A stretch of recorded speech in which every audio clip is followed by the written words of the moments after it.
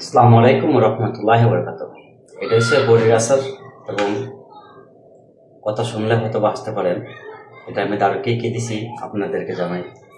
যে পাকনা খেজুর আছে না, গোল গোল খেজুরটি তল্লি যে না গলে থাকা, এই খেজুরটি দিয়া আর বড়ি দিয়া বড়ি সিদ্ধ করে, সিদ্ধ যখন আই পড়ছে তখন আমি পাকনা খেজুরটা ঢেলে দিছি, দিয়া সুন্দর করে এটার মধ্যে যা ময় মশলা লাগে সব কিছু দিছি। দেওয়ার পরে আমি খাই একটু টেস্ট করে দেখলাম, আলহামদুলিল্লাহ অনেক স্বাদ।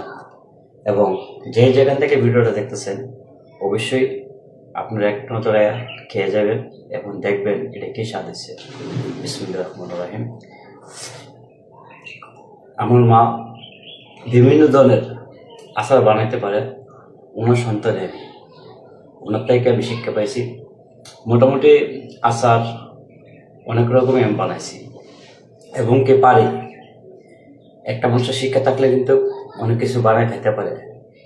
জানি না কার কাছে কেমন লাগে, কিন্তু আমাদের বাস্তব যেটা, এটা আমি উঠাই ধরলাম আপনাদের মাঝে।